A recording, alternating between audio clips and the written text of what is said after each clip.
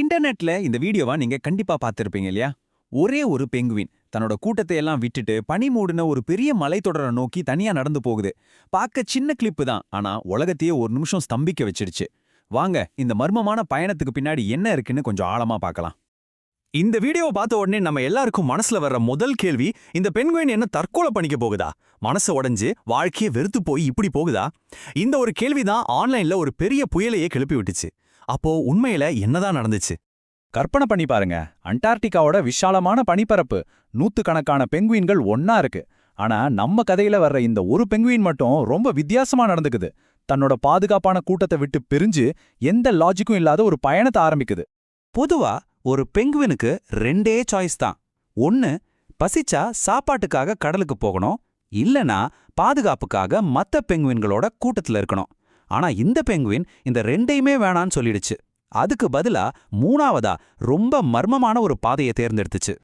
அது தேர்ந்தெடுத்த பாதை சும்மா சாதாரணமான ஒண்ணு இல்ல. கிட்டத்தட்ட 70 கிலோமீட்டர். யோசிச்சு பாருங்க, 70 கிலோமீட்டர் தூரத்துல இருக்கிற ஒரு மலைக்கு போகுது.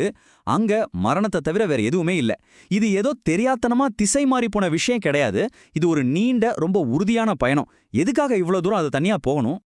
இந்த பெங்குயினோட மர்மத்தை புரிஞ்சுக்கிறதுக்கு நாம முதல்ல இந்த வீடியோ எங்கிருந்து வந்துச்சுன்னு தெரிஞ்சுக்கணும். இது ஏதோ ஒரு டூரிஸ்ட் எடுத்த சாதாரண வீடியோ இல்ல. இதுக்கு பின்னாடி ஒரு பெரிய கதையே இருக்கு.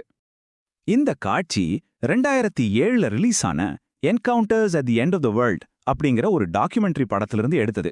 ரொம்ப புகழ்பெற்ற டைரக்டர் வெர்னர் ஹெர்சாக் தான் இதை டைரக்ட் பண்ணியிருக்காரு. அவர் அண்டார்டிகாவோட வாழ்க்கையையும் அங்க நடக்கிற விஞ்ஞான ஆராய்ச்சிகளையும் பத்தி எடுத்த படத்தோட ஒரு சின்ன துணுக்கு தான் இப்போ இவ்ளோ வைரலாயிருக்கு. சரி, இப்போ வீடியோ எங்கிருந்து வந்துச்சுன்னு தெரிஞ்சிடுச்சு. ஆனா அந்த பெங்குயினோட விசித்திரமான நடத்தைக்கு சயின்ஸ் கிட்ட ஏதாவது பதில் இருக்கா? விஞ்ஞானிகளால இந்த மர்மத்தை விளக்க முடிஞ்சுதா? வாங்க பார்க்கலாம். அந்த டாக்குமெண்ட்ரியிலேயே டைரக்டர் ஒரு பெங்குயின் விஞ்ஞானி டாக்டர் டேவிட் ஆன்லி கிட்ட இத பத்தி கேக்குறாரு. அதுக்கு அவரு, சில சமயம் பெங்குயின்களுக்கு திசை மாறிடும், அதனால அதுங்க இருக்க வேண்டிய இடத்தை விட்டு ரொம்ப தூரம் போயிடும் அப்படின்னு சொல்றாரு. இது ஒரு மாதிரி கன்ஃபியூஷன்ல நடக்கிறதுன்னு அவர் விளக்குறாரு. ஆனா கதை இங்க முடியல. டாக்டர் ஏன்லி இன்னொரு முக்கியமான விஷயத்தையும் கவனிச்சிருக்காரு. அதாவது அந்த பெண்குயின் ஏதோ குழப்பத்துல தடுமாறி நடக்கல. அது ரொம்ப உறுதியா ஒரே நேர்கோட்டுல ஒரு திசையை நோக்கி நடந்து போயிட்டு இருந்துச்சு. இங்கதான் இந்த மர்மத்தோட முடிச்சே இங்கும் சிக்கலாகுது. டாக்டர் ஏன்லி என்ன சொல்றாருன்னா, இத கேளுங்க. ஒருவேளை நாம அந்த பெங்குயினை புடிச்சு திரும்பவும் அதோட கூட்டத்துக்கிட்ட கொண்டு போய் விட்டா கூட அது மறுபடியும் திரும்பி அதே மலையை நோக்கி தான் நடக்க ஆரம்பிக்குமா. அப்ப பாருங்க, இது வெறும் திசை மாறி போன கதை இல்ல. இதுக்கு பின்னாடி ஏதோ ஒரு ரொம்ப உறுதியான நோக்கம் இருக்கு. கடைசியா விஷயம் இதுதான். சயின்டிஸ்ட் நேர்ல பார்த்தும் கூட அந்த பெங்குயின் ஏன் அப்படி நடந்துக்குச்சுன்னு யாருக்குமே உறுதியான பதில் தெரியல.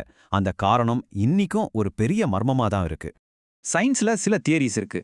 ஒருவேளை அதுக்கு மூளையில ஏதோ நரம்பியல் பிரச்சனை இருக்கலாம், இல்லனா ஏதாச்சும் ஒட்டுண்ணி அதோட கண்ட்ரோலை எடுத்திருக்கலாம், இல்லனா அதோட நேவிகேஷன் சிஸ்டம், அதாவது திசை அறியும் திறன் வேலை செய்யாம போயிருக்கலாம்னு சொல்றாங்க. ஆனா இது எல்லாமே வெறும் யூகங்கள் தான், நிரூபிக்கப்படல.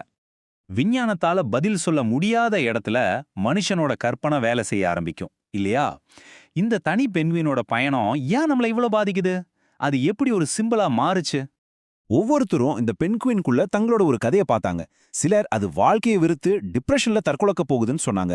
சிலர் அது தொலைஞ்சு போன தன்னோட காதலனை தேடி போகுதுன்னு கற்பனை பண்ணாங்க. இன்னும் சிலர் இதை சுதந்திரத்துக்கான ஒரு தேடலாவும், மத்தவங்க இதை எல்லா தடையும் தாண்டி இலக்கு அடையறதுக்கான ஒரு மோட்டிவேஷனாவும் பார்த்தாங்க. இந்த சயின்டிஃபிக் மர்மமும் மனுஷங்களோட கற்பனைகளும் ஒன்னா சேர்ந்து நமக்கு ஒரு முக்கியமான விஷயத்த சொல்லிக் கொடுக்குது. அது என்னன்னு இப்ப பார்க்கலாம். நிஜத்தை சொல்லணும்னா, இந்த பெண்குயின் ஒரு கண்ணாடி மாதிரி. அது ஏன் அப்படி போகுதுன்னு யாருக்கும் தெரியாததால நம்மளோட சொந்த போராட்டங்களையும் பயங்களையும் நம்பிக்கைகளையும் நாம அது மேல பொருத்தி பார்க்கறோம். நாம அந்த பெண்குயின்ல நம்மளையே பார்க்கறோம். இந்த கதையோட பவரே நாம அதுக்கு என்ன அர்த்தம் கொடுக்கறோங்கிறதுல தான் இருக்கு. பாருங்க, இதுல பெரிய பங்கு மனுஷங்களோட கற்பனை தான். அதுக்கப்புறம் தான் விஞ்ஞான மர்மம், அது வைரலான விதம், அப்புறம் ஹெர்சாக்கோட வாய்ஸ் ஓவர் எல்லாம் சேர்ந்து இது ஒரு பவர்ஃபுல் கதையா மாத்துது. நிறைய பேர் இந்த கதையை ஒரு சோகமா பார்க்கல, ஒரு பெரிய மோட்டிவேஷனா பார்த்தாங்க. சாப்பாடு பாதுகாப்புன்னு சும்மா வாழ்ந்துட்டு இருந்த ஒரு பெண்குயினே செத்துடுவோன்னு தெரிஞ்சும் ஒரு மலையை அடையணும் நீ இலக்கு வச்சு போகும்போது நாம ஏன் நம்ம லட்சியத்தை நோக்கி போகக்கூடாதுன்னு யோசிக்க வச்சது. உண்மைதானே? சாகர வரைக்கும் நம்மளால எதை வேணாலும் முயற்சி செஞ்சு பார்க்க முடியும். சரி, கடைசியா உங்ககிட்ட ஒரு கேள்வி. அந்த பெண்குயினுக்கு அந்த மலைதான் இலக்கு, அதோட நோக்கம். உங்களை பத்தி யோசிங்க.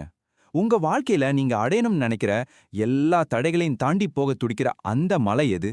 கொஞ்சம் யோசிச்சு பாருங்களேன்.